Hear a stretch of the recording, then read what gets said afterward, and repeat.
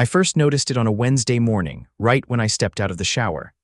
The sun was barely up, and as I reached for my towel, something outside my window caught my eye, something metallic and unnatural just beyond my backyard fence. A security camera, not mine. I yanked the blinds up and squinted at the little black lens mounted on the HOA's newly installed street pole, aimed directly at my bedroom. My blood turned to ice. I threw on a t-shirt and stormed outside, barefoot on the cold pavement. The camera was positioned high, angled downward, and unmistakably pointed toward my house, my bedroom. I knew exactly who was behind this. Beatrice Nichols, the HOA president. Middle-aged, power-hungry, and obsessed with enforcing ridiculous rules that no one asked for. She had an uncanny ability to make every minor inconvenience feel like a federal crime. I marched straight to her house, 3 doors down, and banged on her door. It didn't take long. She flung it open, already dressed in her usual beige cardigan, her sharp eyes narrowing behind thick glasses. "Henry Oakes," she greeted, her voice clipped. "What a surprise." I didn't waste time. "Why is there a security camera facing my bedroom?" Beatrice pressed her lips together in mock concern. "Oh, it's part of the new HOA security initiative. We had them installed to deter crime." "Crime?" I scoffed. "Beatrice, that camera is pointed into my house." She folded her arms. "It covers the street." I shook my head. "Don't insult my intelligence. That thing is aimed at my second-floor window." "Why?" she sighed, like she was explaining something to a child. "We've had complaints about suspicious activity." I stared at her, trying to process how ridiculous this was. "Suspicious activity." She gave me a tight, knowing smile. "Some board members have noticed unusual foot traffic to your home. Late nights, unfamiliar cars. We have a responsibility to maintain the integrity of the neighborhood." I clenched my fists. "So you're spying on me?" "Of course not," she said, feigning innocence. "The camera is for the safety of all residents. If you're not doing anything inappropriate, then you have nothing to worry about." I could feel my pulse pounding in my ears. This wasn't about security, this was about control. Beatrice had always found ways to make my life difficult, but this was an invasion of privacy. I took a deep breath.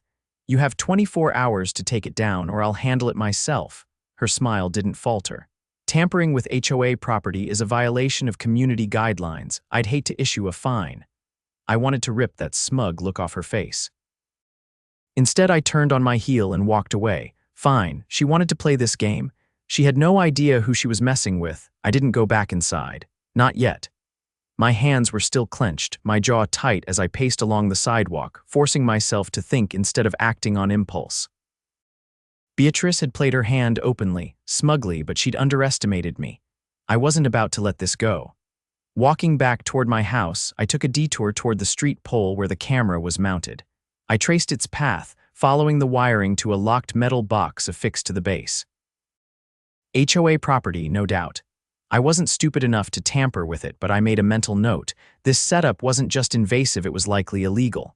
I stepped back, pulling out my phone. If Beatrice wanted to play by the book, I'd beat her at her own game. First, I took high-resolution photos of the camera, the angle, the wiring, and most importantly, its direct line of sight into my second-floor window.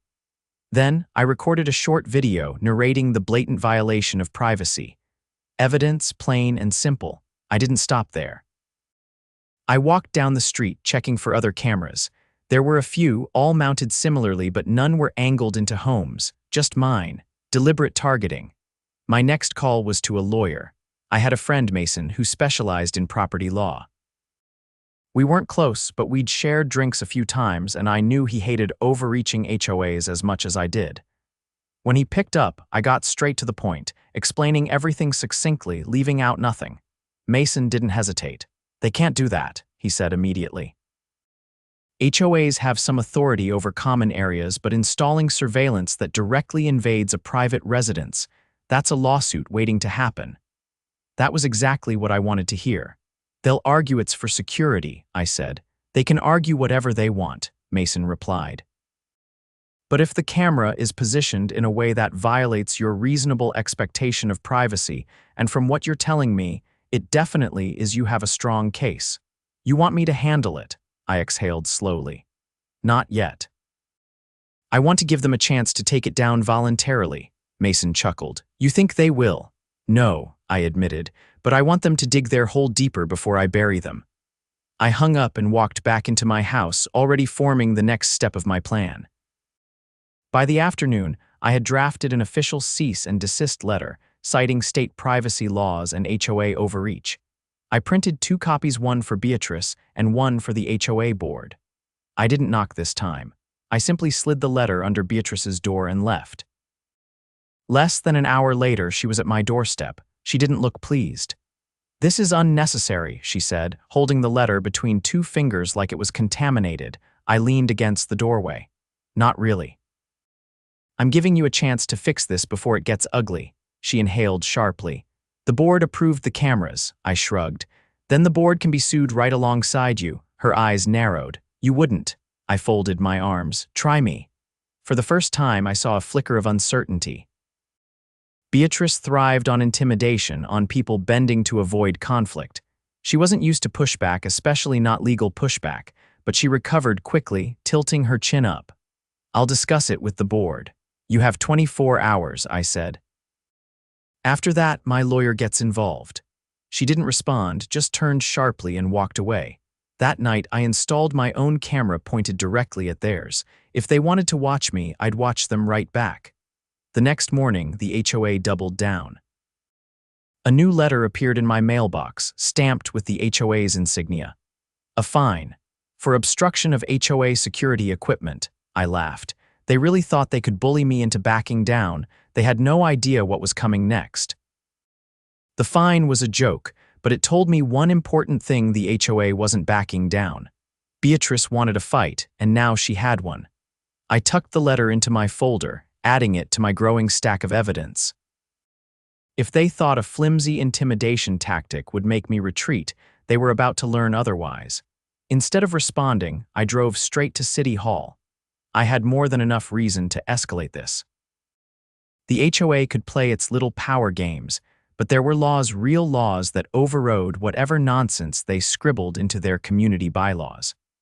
At the records office, I requested documentation on HOA security installations. The clerk, an older woman with reading glasses perched on the tip of her nose, flipped through a stack of files before shaking her head. There are no permits filed for security cameras in your neighborhood, she said. That was exactly what I was hoping to hear.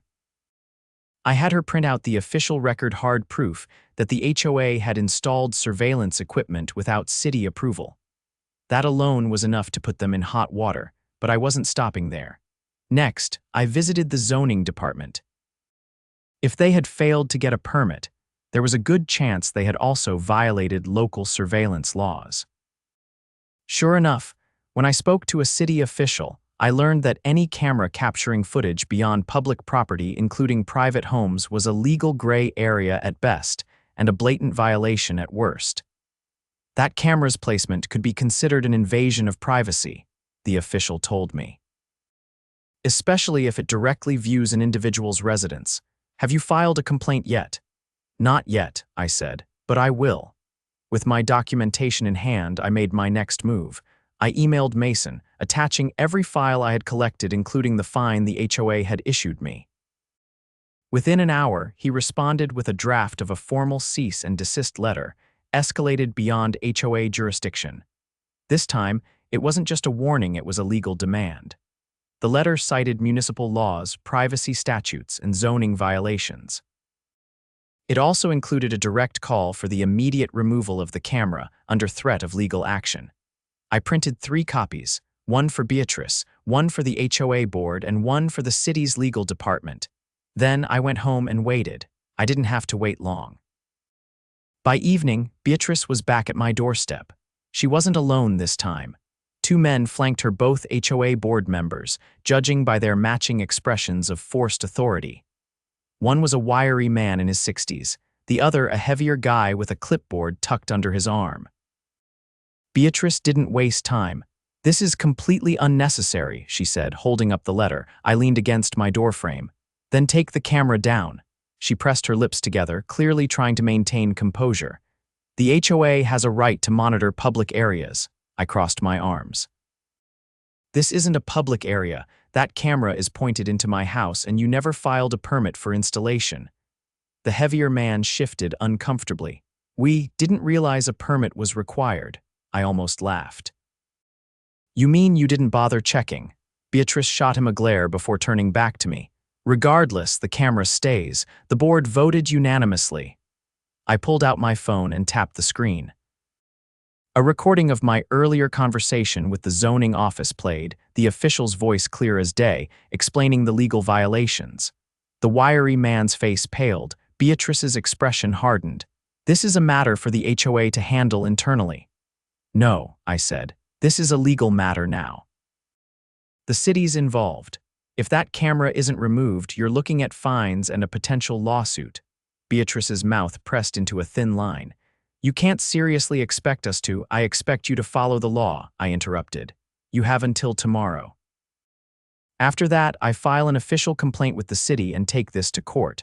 Silence stretched between us. Beatrice was calculating, looking for an angle, but she had none. Finally, she exhaled sharply. Fine, we'll review the placement. I didn't move. Not good enough. The camera comes down, or the HOA deals with the legal consequences. More silence. Then, without another word, Beatrice turned on her heel and walked away, her board members trailing after her. I didn't celebrate yet. I knew her type. She'd stall, scheme, do anything to avoid admitting defeat. But this time, she had no way out. The next morning, I woke up to the sound of a ladder scraping against metal. I walked outside and watched as 2 HOA maintenance workers unbolted the camera from its perch. Beatrice stood nearby, arms crossed, her expression stiff with barely contained frustration. Happy now, she said. I smiled. Very. With the camera gone, I had won, but I wasn't done. Beatrice had overstepped in a big way, and I wasn't about to let her walk away unscathed. I had one final move to make, and she wasn't going to see it coming. With the camera gone, most people would have considered the battle won. But for me, this wasn't just about reclaiming my privacy. It was about making sure Beatrice and her HOA cronies understood that they couldn't trample over people's rights without consequences. I wasn't finished, not by a long shot. By the afternoon, I was sitting in Mason's office, dropping a thick folder of documents onto his desk. He flipped through the pages, nodding as he read. They took it down, I said, but they did it quietly. No apology, no acknowledgement. Just like that, they act like it never happened. Mason leaned back in his chair, tapping a pen against the armrest. Typical. They're hoping you'll let it go now that they've removed the evidence. I shook my head. Not happening.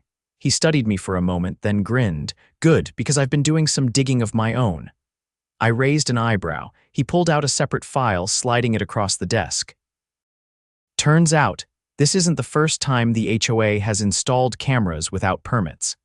They did something similar in another part of the neighborhood last year, but no one fought back hard enough to make it an issue. They got away with it by claiming it was temporary security monitoring. I scanned the documents, emails between board members, complaints from other homeowners, and even a rejected permit application from months ago. They tried filing for approval after the fact, Mason continued, but the city denied it. They were warned not to install anything without clearance, and yet here we are again. I exhaled sharply, so they knew exactly what they were doing. Absolutely, Mason confirmed. And that fine they hit you with, that was pure retaliation, illegal as hell. I clenched my jaw. I had suspected as much, but now I had proof. What's our next move? I asked. Mason's grin widened. We sue. I expected that answer, but I still needed to be sure. What's the strongest angle? He tapped the file. Invasion of privacy, unauthorized surveillance, and HOA misconduct. That last one is key. If we can prove they acted outside their authority, they could be forced to pay damages and possibly even be investigated by the state's HOA regulatory board. I leaned forward. How public can we make this? Mason's eyes gleamed. As public as you want. That was exactly what I wanted to hear. I spent the next few days gathering signatures from neighbors who had also been affected by the HOA's overreach. Some were hesitant at first, but once I explained the legal violations and how this could set a precedent for even worse abuse of power, they were on board. One homeowner, an older gentleman named Frank, told me about how Beatrice had strong-armed him into paying a fine for his porch light being too bright. Another neighbor, Lisa, mentioned how the HOA had threatened to tow her car for parking in her own driveway. Patterns of abuse. Mason helped draft an official complaint, and within a week, we filed the lawsuit. Word spread fast. At the next HOA meeting, the room was packed.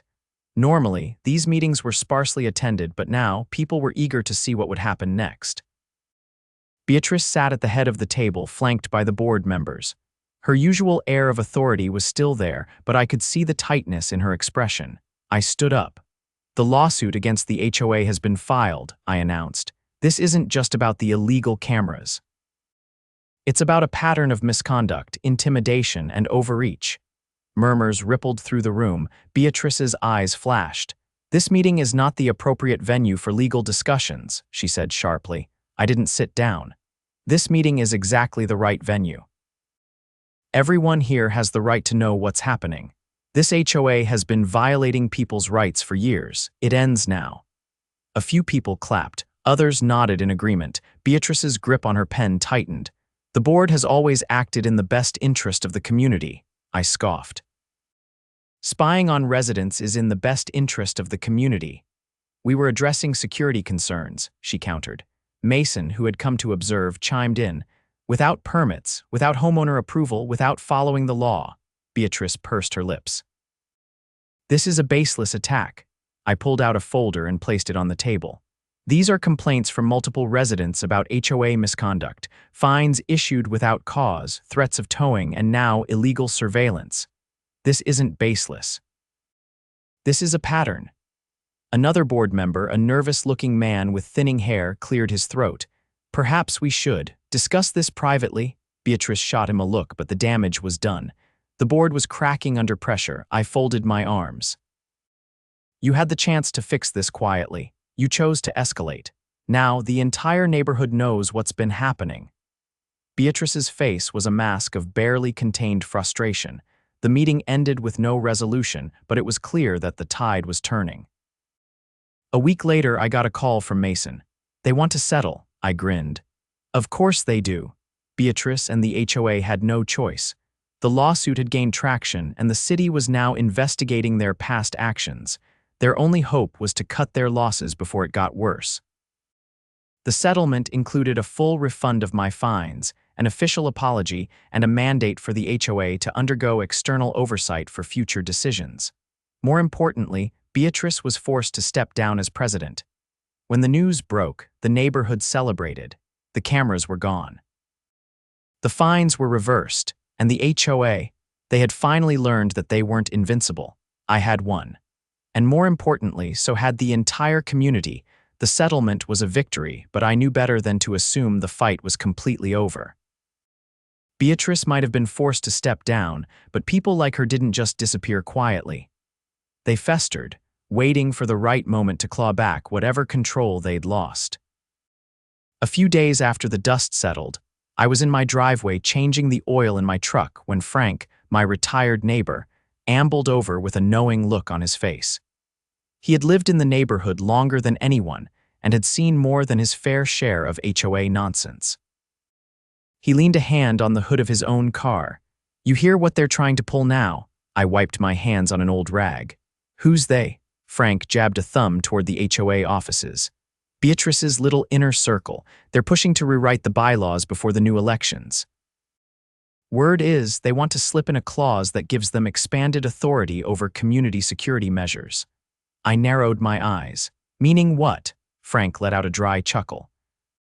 "Meaning they want to make sure they can install cameras again, this time with language that gives them a loophole to bypass homeowner approval." I exhaled sharply. Of course they were trying this. Losing the lawsuit had stung, but instead of accepting defeat, Beatrice's loyalists were already scheming to take back what they'd lost. I tossed the rag aside. "How soon are they voting on it?" Frank shook his head. "Week from now. They're keeping it quiet, hoping no one notices until it's too late." That wasn't going to happen. I thanked Frank and went inside, already forming a plan. First, I needed the exact wording of the proposed bylaw changes. If they were trying to sneak something in, I had to see it for myself. I called Lisa. the neighbor who had helped rally signatures for the lawsuit.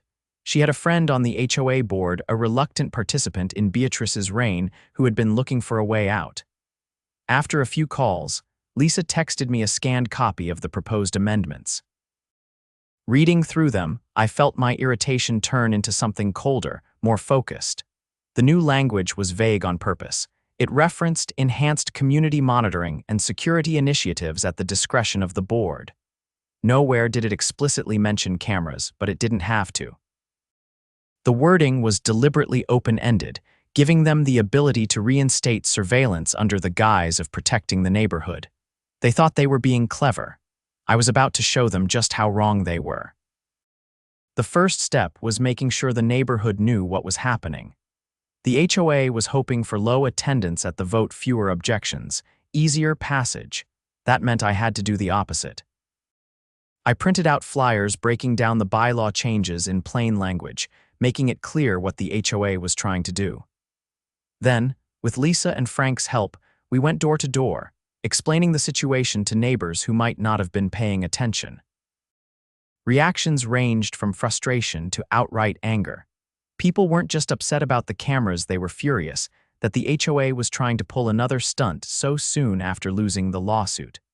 By the time the meeting rolled around, the HOA board wasn't facing a handful of residents. They were staring at a packed room filled with people who had no intention of letting them expand their power. Beatrice wasn't sitting at the table anymore, but her influence still lingered. The new interim president, a nervous man named Gerald, cleared his throat as he looked out over the crowd. It was clear he hadn't expected this kind of turnout. He adjusted his glasses. "We'll begin with the proposed amendments to the community bylaws." I stood before he could continue. "Before you do, I'd like to ask a question." Gerald hesitated. "This isn't a public forum," I cut him off. "It's a community meeting, which means we have a right to discuss the changes before you try to push them through." Murmurs of agreement rippled through the room. Gerald swallowed. "Fine, what's your question?" I stepped forward and held up a copy of the proposed amendments. "Why is the language so vague? What exactly does enhanced monitoring mean?" One of the board members, a woman with tightly wound hair and a permanent scowl, lifted her chin. "It refers to general security improvements." I nodded. "Security improvements like what?" She hesitated. "That will be determined as needed." I looked around the room. "So they want us to vote on giving them authority without telling us exactly what they plan to do with it." A few people muttered in disapproval. Gerald shifted uncomfortably. "The board will always act in the best interest of the community." I let out a dry laugh. "Right, just like when you installed illegal surveillance cameras without permits." The room went silent. Gerald's face turned red. That matter was resolved. I didn't let him finish. "Now you're trying to slip in a new rule that would let you do it again without oversight. How many people here want the HOA to have unchecked power over security?" Hands shot up against the proposal. The scowling board member tried to regain control. "This is being misrepresented," I cut her off. "Then put it in writing. If this isn't about cameras, clarify that the HOA cannot install surveillance equipment without homeowner consent and city approval." Gerald hesitated. The crowd wasn't on their side. Frank spoke up from the back. "If you won't add that clarification, we know exactly what you're trying to do," Lisa chimed in. "Let's vote on it now." The board members exchanged glances. They had lost control of the meeting. Gerald finally exhaled. "Fine, we'll table the amendments for review." I shook my head. "No." "We vote now." The room erupted in agreement. Backed into a corner, the board had no choice. The vote was held then, and they're overwhelmingly against the amendment. The HOA's power grab had failed. Beatrice's influence had finally crumbled. As the meeting ended, residents lingered, talking amongst themselves. There was a shift in the air, not just relief, but something deeper. People were done being bullied. Lisa clapped me on the back. "You just buried their last attempt at control." I smiled. "Let's see if they try anything else." Frank chuckled. "If they do, they'll regret it." Walking home that night, I knew one thing for certain: this neighborhood finally belonged to the people again, and no corrupt HOA was ever going to change that. With the bylaw amendments crushed and Beatrice stripped of her power, the neighborhood finally felt like it belonged to the residents again.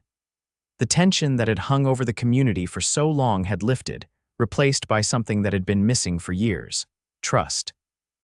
Neighbors talked more, people felt less afraid to push back against ridiculous HOA rules, and best of all, there were no more prying cameras watching us from the street poles. For the first time in a long while, I thought we might finally be done with the HOA's nonsense. But then came the audit. I was in my garage, finishing up some work on my truck when Frank showed up, his expression dark. He handed me a letter, identical to the one he had just received himself. It was from the HOA, but this wasn't another fine or empty threat. This was worse. They were demanding a financial audit of every homeowner's HOA dues and records. The justification: a routine compliance check to ensure that all residents were in good standing. But Frank, Lisa, and I saw through it immediately. This wasn't about compliance, it was retaliation. They couldn't control us anymore, so now they were digging through records, looking for any excuse to penalize the residents who had fought back. Lisa arrived a few minutes later, gripping her own letter. She didn't waste time with pleasantries. "They're desperate," she said, unfolding the notice. "They lost control, so now they're trying to drown us in bureaucratic nonsense." Frank exhaled sharply. "It's intimidation, plain and simple.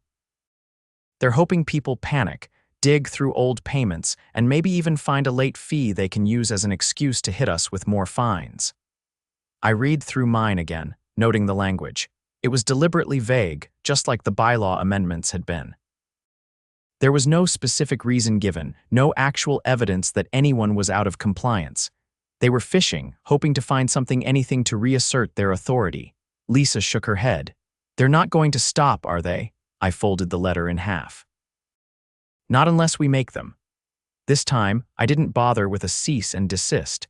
This wasn't about one person's privacy anymore, this was about the entire neighborhood. I called Mason again, explaining the situation. He didn't sound the least bit surprised. "This is textbook abuse of power," he said. "They're trying to retaliate without making it look like retaliation, but they're sloppy. An audit like this has to be justified, and from what you're telling me, they don't have a single legitimate reason." I ran a hand through my hair. "So what's our move?" Mason's voice held a note of satisfaction. "We countersue, and this time we don't just go after the HOA, we go after the board members personally." That was exactly what I wanted to hear. Lisa, Frank, and I got to work immediately. We went door to door again, but this time, we weren't just warning people, we were gathering signatures for a formal motion to remove the remaining board members from power. It didn't take long to get the support we needed. The community was done with them. By the time the next HOA meeting rolled around, the room was packed once again. But this time, the board members didn't look so confident. Gerald was still interim president, but his usual nervousness had turned into outright discomfort. Lisa didn't even wait for the meeting to formally start. She stepped forward and placed a thick stack of signed petitions on the table. "This is a motion to remove the current board," she said. "Effective immediately." Gerald paled. "You can't just—" Frank cut him off. "Actually, we can. According to the HOA bylaws, if a majority of homeowners vote to remove board members, they are out. No appeals, no delays." Murmurs of agreement spread through the crowd. I stepped forward, holding my own folder of documents. "And just to make sure there's no confusion, we're also filing a lawsuit for unlawful retaliation against homeowners." I set the papers down on the table. "Every single one of you will be held personally liable." The scowling board member from the last meeting, who had been pushing for the vague security amendments, looked like she had swallowed a lemon. Gerald's hands trembled as he adjusted his glasses. "This is completely unnecessary." "We were simply conducting a compliance review," Lisa scoffed. "A compliance review that just so happened to target the exact people who opposed your last power grab." Frank crossed his arms. "You're done." The vote was held then and there. One by one, the board members were stripped of their positions. By the end of the night, the HOA had collapsed under the weight of its own corruption. For the first time in years, the residents would be electing new leadership people who actually had the community's best interests at heart. As the former board members shuffled out of the meeting room, Beatrice herself lingered near the door, watching with an expression that was hard to read. She had lost everything: the presidency, her influence, her ability to control people. But I didn't feel the least bit sorry for her. She had built this mess herself, and now, finally, she had to live with the consequences. By the time I walked back home, I could feel the quiet shift in the air. The neighborhood belonged to us again, and this time we weren't going to let anyone take it away.